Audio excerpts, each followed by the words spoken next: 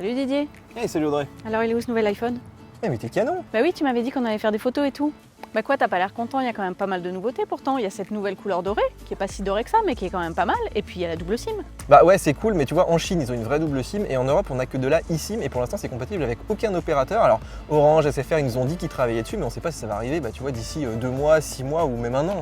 Alors ils disent que la nouvelle puce A12, c'est 15% plus rapide, mais franchement, dans les interfaces, ça se ressent pas.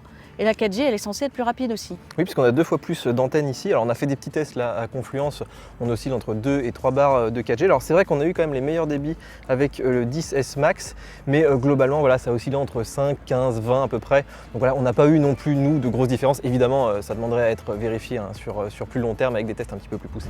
Alors, cette année, la seule nouveauté vraiment visible, c'est la partie photo, puisqu'on va avoir un capteur qui est un peu plus gros. Et d'ailleurs, l'objectif ici est légèrement plus gros, ce qui va permettre donc de capter plus de lumière, de faire des images en basse lumière qui auront moins de bruit.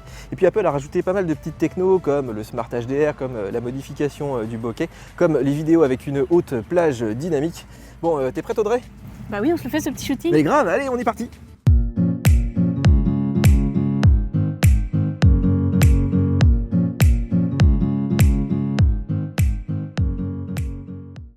Cette semaine, la vidéo est sponsorisée par PDF Element Express pour Mac, un tout nouveau programme qui permet donc d'éditer vos PDF en quelques clics. Également disponible sur iOS, l'app vous permet donc de modifier des PDF existants, de rajouter des liens, des images et du texte, le tout dans une interface claire et simple d'utilisation. PDF Element Express vous permet même d'afficher rapidement toutes les pages d'un gros PDF, d'en rajouter, d'en supprimer ou d'en extraire sur votre disque. Vous pouvez télécharger une version d'essai en cliquant sur les liens juste en dessous de la vidéo et bénéficier d'un rabais de 50%. Alors en mode portrait, on a 2 nouveautés. La première, c'est que la prise de vue est un petit peu plus rapide grâce à la puce A12, mais pas toujours. Des fois, l'iPhone 10 était devant. Et puis aussi, on peut changer donc le niveau de flou d'arrière-plan. En fait, ça revient à changer l'ouverture sur un réflexe, mais ici, l'ouverture est fixe. Donc Apple va simuler ça avec effectivement un effet bokeh. Donc voilà, c'est à vous de décider si vous voulez beaucoup de flou ou si vous voulez une photo totalement nette, comme si vous l'aviez prise avec un iPhone. Alors sur l'iPhone 10S, quand on filme, il enregistre un son stéréo hein, avec les 2 microphones en fait situés de part et d'autre. Du coup, moi, je trouve ça vachement cool. Vous en pensez quoi, vous les filles? Non, mais là on s'en fout, on n'a pas mangé depuis 8 heures. Voilà, on crève de faim, ça fait 4 heures qu'on marche. C'est super Toi, tu t'en fiches, c'est super chaud. Bon, là, non, c'est bon là.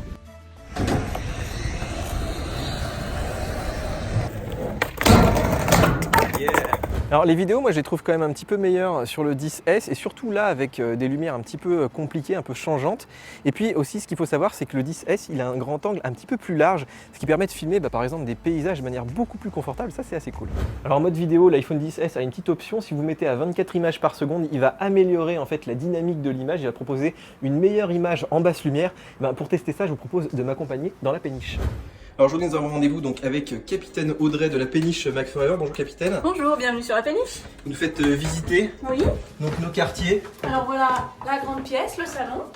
Voilà, qui offre une très belle dynamique de lumière hein, avec voilà, des aspects très lumineux et très sombres au fond donc des cabines. Voilà la grande cabine.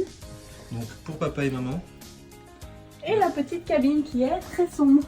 Ah oui, alors ici on voit effectivement que notre mode vidéo, enfin a priori est assez efficace, on le verra au montage. Et le lit, est-ce qu'il est aussi confortable? Ah ouais, ça va. Alors ce capteur, on l'a vu, hein, il est quand même meilleur en basse lumière, il est quand même meilleur en photo et en vidéo de manière globale, hein. Il y a des vrais progrès qui ont été faits cette année. Alors petit bémol on va dire sur le Smart HDR qui des fois fait des miracles, mais par exemple sur des gros contre-jours comme ici avec les cheveux d'Audrey, je trouve que c'est pas du tout naturel, hein, ça lui fait des cheveux un petit peu gris, donc voilà, il faut pouvoir aussi l'utiliser avec modération. Donc voilà, ça fait plaisir quand même de voir que Apple continue d'améliorer son capteur photo. Alors évidemment à ce prix-là, mieux vaut protéger son iPhone, je vous invite à aller voir la petite vidéo qu'on a fait donc sur les coques de protection. Il faut aussi savoir qu'Apple utilise cette année donc un verre un petit peu plus résistant hein, aux rayures si jamais il rencontre par exemple des clés, mais bon, on le verra à l'usage.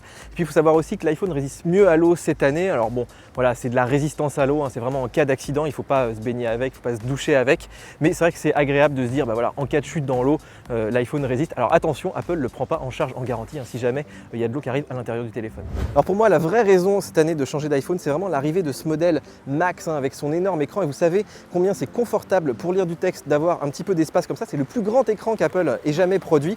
Alors c'est aussi confortable en mode vidéo, même si vous avez toujours le même ratio que sur l'iPhone 10. Vous avez toujours les petites bandes sur les côtés, mais vous avez plus de hauteur, là aussi beaucoup plus agréable. Et enfin, net atout de ce modèle par rapport à l'iPhone 10S, c'est l'autonomie, puisqu'on gagne entre 1 et 5 heures. Alors c'est lié à la puce A12 qui est un petit peu plus économe, mais aussi à la plus grosse batterie à l'intérieur. Donc franchement, beaucoup d'atouts pour ce nouveau modèle 10S Max. Alors Didier, l'iPhone 10R, il sort dans à peu près un mois. Est-ce que ça vaut pas le coup d'attendre en fait? Je pense que vous êtes nombreux à attendre le 10R parce qu'il est moins cher que celui-là et il a aussi beaucoup d'atouts qu'on retrouve à l'intérieur, notamment la puce A12, il y a aussi un très bon capteur photo, un grand écran, une très bonne autonomie.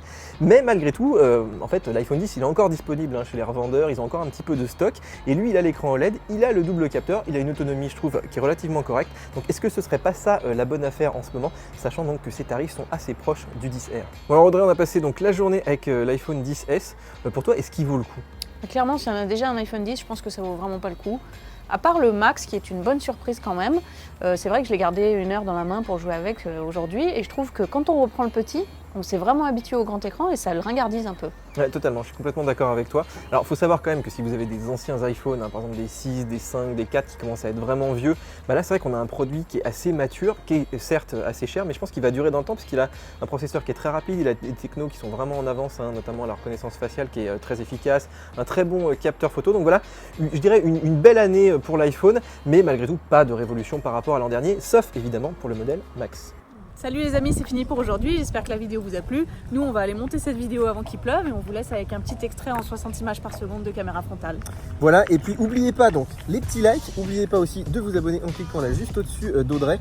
Et puis nous on se retrouve donc sur nos applications mobiles, sur le site et bien sûr sur YouTube pour de nouvelles vidéos. Ciao ciao. There goes a sight from my soul.